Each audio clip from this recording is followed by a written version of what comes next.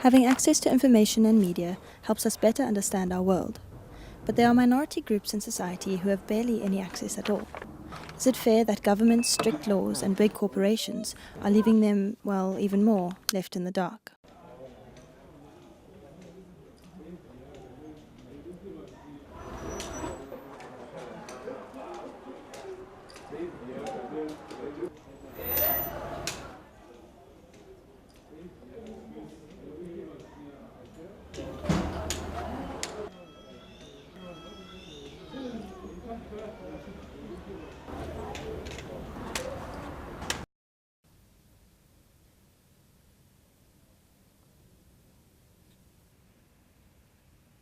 People who have access to media and information often take this for granted.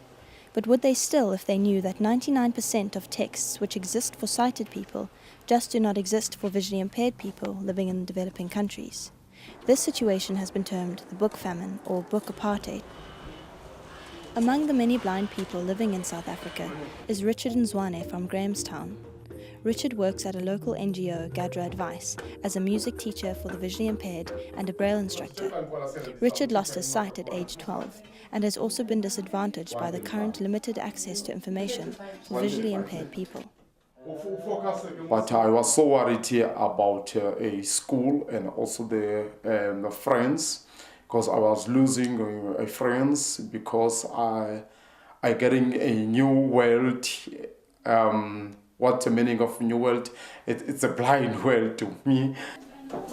Richard helps other visually impaired people like Mustafa Lasiti adjust to this blind world. Mustafa lost his sight after completing high school in 2007 and has had to relearn how to be independent in a world that for the most part does not adjust for him at all. There are few universities that accommodate blind people. I've got to apply at the UCT by the end of this month. I want to start a tourism course there. Some of the people, they've attempted to apply under the mainstream universities, but they were let down. They were declined due to their disabilities. Although Mustafa will have the skills to access information, he may be restricted by publishing houses and strict copyright laws which don't allow for texts which have been translated into forms such as braille and audiobooks to be shared across borders.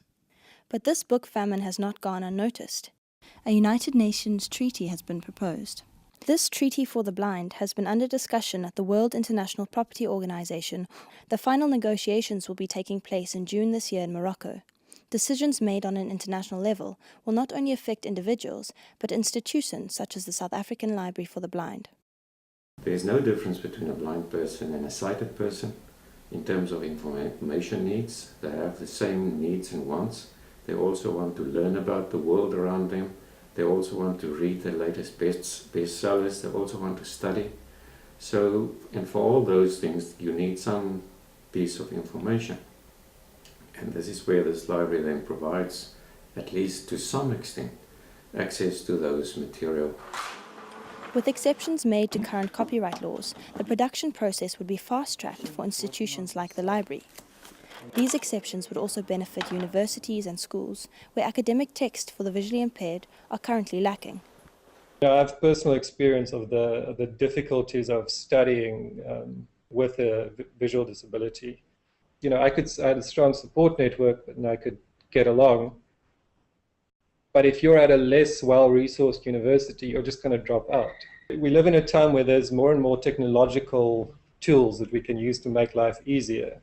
But then when you come up against, something like copyright law that stands in the way of you getting access to a book you need, then, those kind of things are really frustrating. The treaty negotiations have been largely set back by publishing houses in the USA and the EU, as well as by multinational corporations who are fighting to restrict the flexibility of the treaty.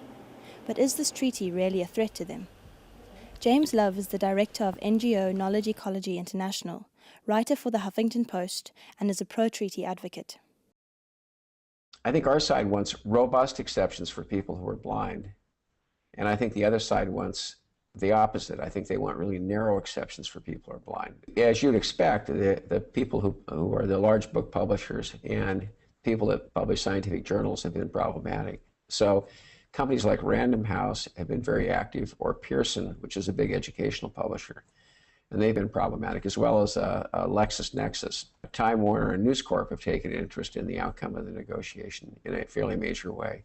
General Electric has mobilized a number of big corporate lobby groups, such as Business Europe or the Intellectual Property Owners Association, to oppose the treaty. The view of General Electric and the view of Disney is that if you create a precedent of helping someone that's a consumer or someone for a human rights issue anywhere in the world for any issue that involves intellectual property, including a blind person for copyright, it creates a precedent that the world is willing to break the strong intellectual property protection on behalf of a weaker party, and they don't like that precedent.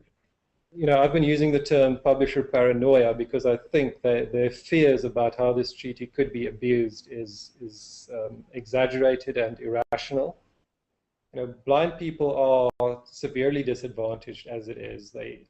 It's more so in developing countries like South Africa than what it is in the US or Europe, where kind of a lot of support systems exist. It's publisher paranoia, it's movie industry paranoia, and now it's patent owner paranoia. So the Europeans and the Americans right now are really trying to blame Africa if there's a failure, even before the diplomatic conference starts, saying that there's all these unreasonable demands by the Africans. They all say, oh yeah, we want a treaty, we really care about blind people, we really want something, but only if it's done right. Although it is largely mainstream publishers in developed countries who are proposing a less flexible treaty, publishers in South Africa also have their views. Like you refer to some activists saying, publishers are reacting with paranoia. I think a lot of misrepresentation and wrong information that's been given out.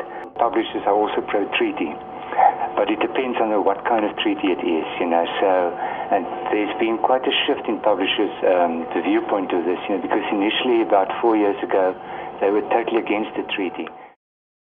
When you start granting exceptions, there's always the danger of the ball starting rolling and it. But I don't see this as an enormous threat to publishers. However, as a publishing industry, we also have specialist knowledge about publishing on a whole, and have concerns about issues of copyright that maybe certain lobbyists aren't aware of.